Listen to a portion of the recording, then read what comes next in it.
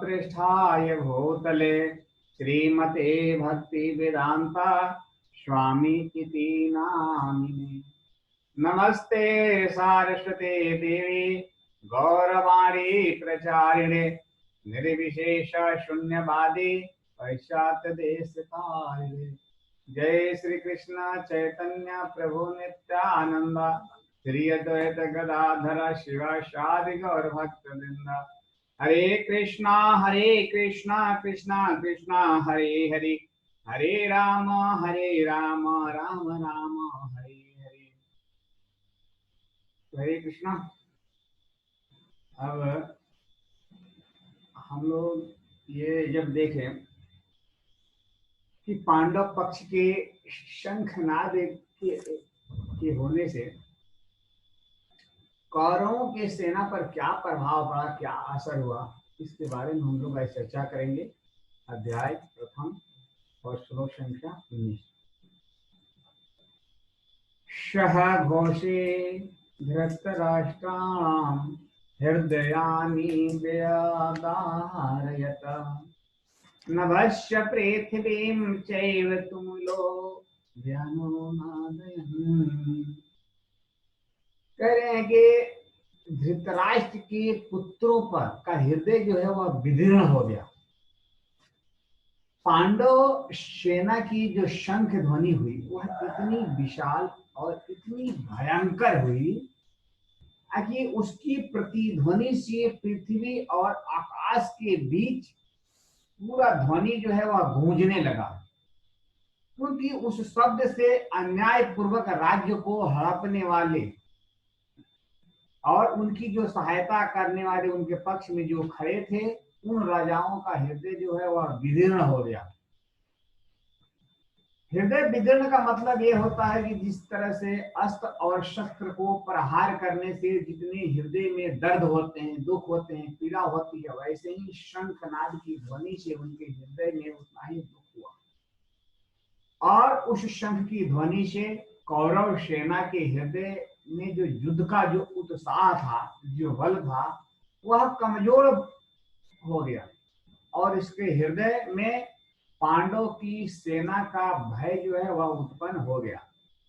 ये सब जो बातें हैं संजय जो है धृतराष्ट्र को बता रहे थे और कह रहे थे कि धृतराष्ट्र के पुत्रों के जो जितने भी संबंधी हैं उन लोगों ने भी अधर्म का साथ दिया था। कह रहे हैं कि जो लोग अन्याय पूर्वक राज्य को उन्होंने धारण किया था, क्योंकि ऑलरेडी जो था वह युधिष्ठिर महाराज का राज्य था, अज्ञातवास जो है पूरा होने के बाद उसको राज्य को लौटा देना चाहिए था, लेकिन दुर्योधन ने उस राज्य को नहीं लौटाया था। इसीलिए उनके हृदय जो है वह क्या हो गए, विदीर्ण हो गए। कह रहे हैं कि कौरवों के पक्ष में जो जितने भी सेना थे, उनके जो संबंधी थे, जितने लोग उनकी सहायता करने के लिए जो आए थे, उन लोगों का हृदय पर बहुत बड़ा एक घात पहुंचा। तो कह रहे हैं कि कौरवों की जो सेना है उसमें 11 अक्षौहिणी सेनाएं थी और पांडवों के पास 7 अक्षौहिणी सेनाएं थी। जब भीष्म और दुर्योधन ने शंखनाद किए थे तो पांडव पक्ष के सेनाओं पर कोई प्रभाव नहीं पड़ा था, लेकिन ये 7 अक्षौहिणी सेना वाले जब यह 18 वीरों ने जब अपना शंखनाद किया था तो उनका जो हृदय जो था वह विदीर्ण हो गया था, क्योंकि जिसके हृदय में न्याय होता है उसको भय नहीं होता और जिसके हृदय में अन्याय होता है उसके हृदय में भय रहता है और उसका उत्साह समाप्त हो जाता है। पांडव लोग जब अपने वनवास पूरा करने के बाद वह न्याय पूर्वक अपने जो राज्य को मांगे थे और उस राज्य पर वे लोग धर्म पूर्वक और न्याय पूर्वक उन्होंने शासन किया था। इसके लिए उनके हृदय में क्या था, उत्साह भरा हुआ था। लेकिन कौरवों के पक्ष में 11 अक्षौहिणी सेना को होते हुए भी उनका हृदय जो है वह कमजोर था, क्योंकि उसके हृदय में पाप और अन्याय था। इसकी वजह से उनके हृदय में हमेशा भय बना रहता है।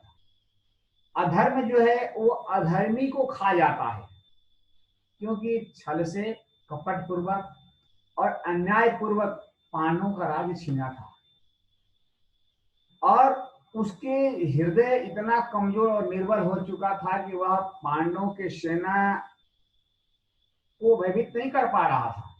लेकिन कम संख्या में कम होने के बाद भी पांडवों की जो सेना थी वह कौरवों के पक्ष में वो भारी पड़ रही थी। उन लोगों में एक अलग उत्साह था, क्योंकि वो लोग न्याय के पक्ष में था और धर्म के पक्ष में था। इसके लिए 11 अक्षौहिणी सेना को होते हुए भी जो दुर्योधन का पक्ष वाले जो सेना वाले थे, उन लोगों का हृदय जो है वह विदीर्ण हो गया। जो लोग धर्म का आचरण करते हैं उनको कभी भी भय पैदा नहीं होता है। भगवान इसके लिए कहते हैं कि सर्वधर्मान परित्यज्य माम एकम शरणम भज, सभी धर्मों का त्याग करके आप मेरे शरण में आओ। हे अर्जुन, तुम डरो मत, क्योंकि हर चीज से मैं आपकी क्या करूंगा, रक्षा करूंगा।